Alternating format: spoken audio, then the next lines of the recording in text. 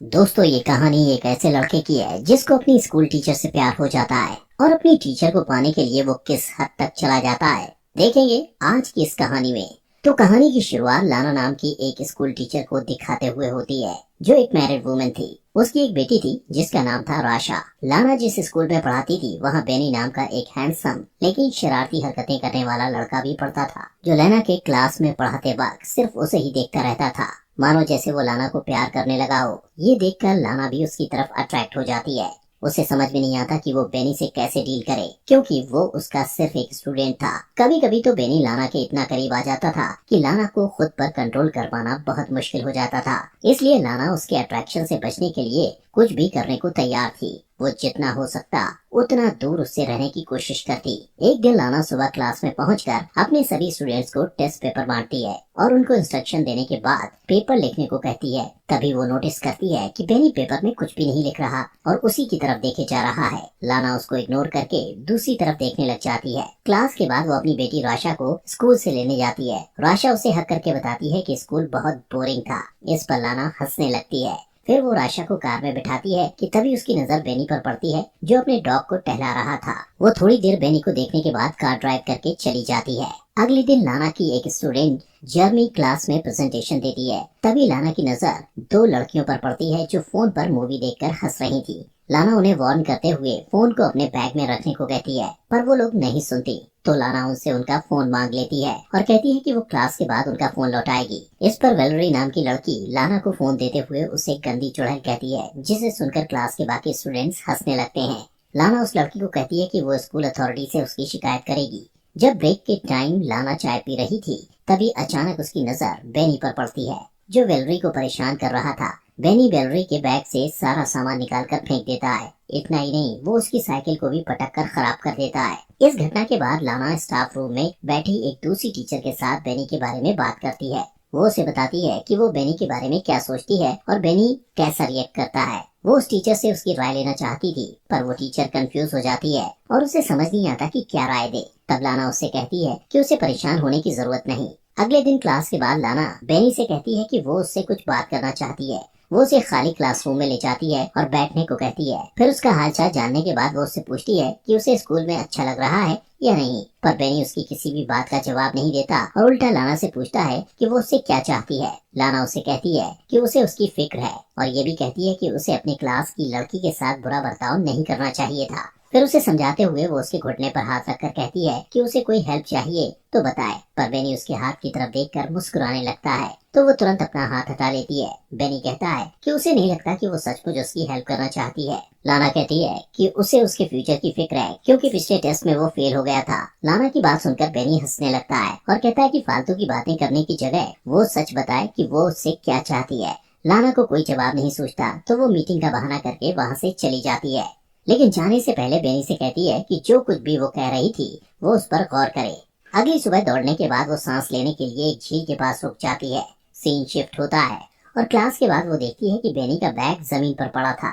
वो आसपास नजर दौड़ाती है कि कोई उसे देख तो नहीं रहा। फिर वो बेनी के बैग से उसका स्वेटर निकालकर सूंघती है और वापस बैग में रख देती है। फिर दरवाजा खुलने की आवाज सुनकर वो वॉशरूम में चली जाती है और वहाँ झुककर नल से पानी पीने लगती है। इसके बाद जैसे ही वो उठती है, अपने सामने बेनी को देखकर नर्वस हो जाती है। बेनी उसके बाएं को पकड़ लेता है और उसका हाथ हटा देती है, पर बेनी मुस्कुराते हुए दोबारा वही हाथ रख देता है और आगे बढ़कर उसकी गर्दन पर किस करता है।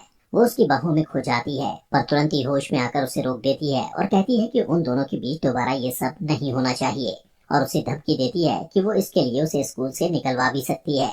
वो बेनी से कहती है कि वो आग से खेल रहा है और जैसे ही जाने के लिए मुड़ती है, बेनी चिल्लाकर कहता है कि वो ये सब करना चाहती है, पर लाना कहती है कि वो अपने किसी भी स्टूडेंट से प्यार नहीं कर सकती। अगले दिन स्कूल के हॉलवे में बेनी लाना से कहता है कि वो क्लास के बाद उससे मिलना चाहता है, पर वो मिलने से इनकार कर देती है। बात करते हुए वो लोग स्टेयर्स की तरफ चले जाते हैं। लाना कहती है कि उन दोनों के बीच जो कुछ भी हुआ था इसके लिए वो शर्मिंदा है। वो बेनी से कहती है कि वो उसका ख्याल अपने दिल से निकाल दे। ये कहकर वो वहाँ से चली जाती है और पार्किंग लॉट में जाकर देखती है कि उसके कार का साइड मिरर टूटा हुआ था और उसके कार पर स्क्रैच लगे हुए थे।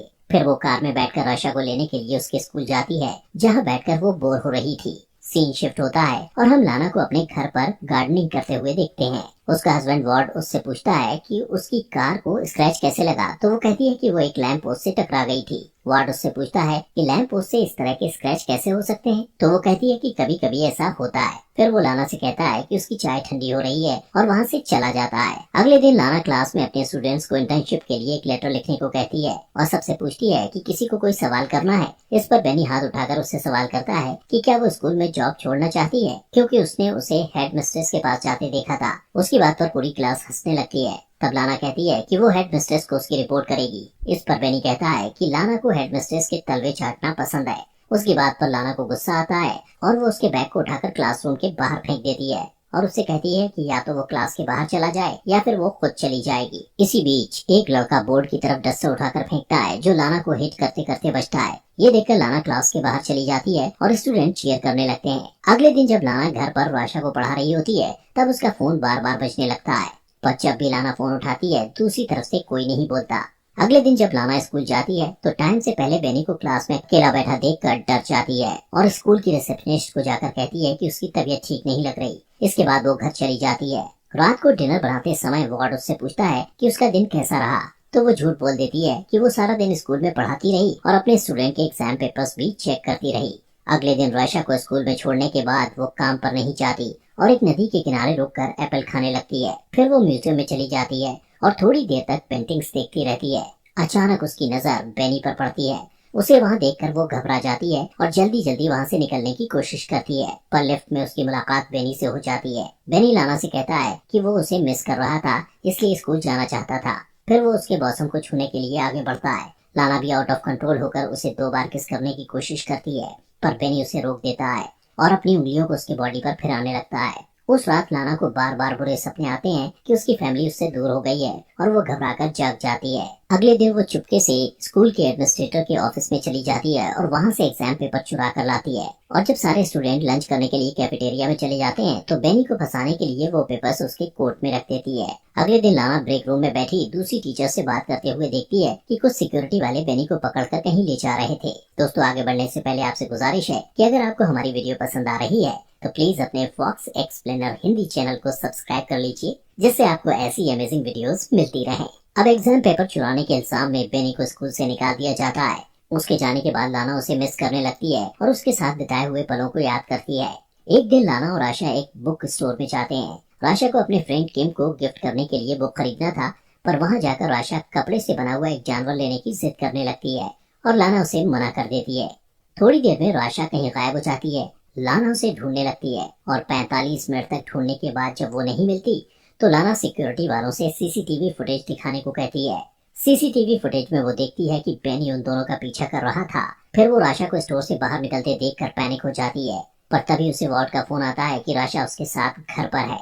ये सुनकर लाना खुश हो जाती है और सिक्योरिटी वालों से माफी मांगकर घर चली जाती है। उस रात जब उसका परिवार सो रहा होता है तो उसे बार बार दरवाजे पर दस्तक सुनाई देती है, जो उसका भ्रम था। वो बाहर जाकर चिल्लाती है तो वो आवाज शांत हो जाती है। फिर वो दरवाजा लॉक करके इमेजिन करती है कि वो बेनी के साथ इंटीमेट हो रही है। सारी रात इसी तरह बीत जाती है और सुबह वार्ड के आ जाने से उसका सपना टूट जाता है। वार्ड और लाना एक दूसरे को हक करते हैं और इसके बाद लाना अपनी कार ड्राइव करते हुए बेनी के घर पहुंचती है। वो थोड़ी दूर पर अपनी कार पार्क करके बेनी का वेट करती है और जब वो अपने स्कूटर में आता हुआ दिखाई देता है तो लाना उसका पीछा करती है। पीछा करते हुए वो एक सुनसान जगह पर पहुंच जाती है और वहां पहुंचकर वो अपनी कार की स्पीड बढ़ा देती है और अपनी कार से बेनी के स्कूटर को टक्कर मारकर उसे स्कूटर से गिरा देती है। फिर अपनी कार को पार्क करके थोड़ी देर के बाद वो कार से बाहर निकलती है और इससे पता चलता है कि बेनी से पीछा छुड़ाने के लिए वो किसी भी हद तक जा सकती थी, यहाँ तक कि उसकी जान भी ले सकती थी। और यहीं पर मूवी खत्म हो जाती है।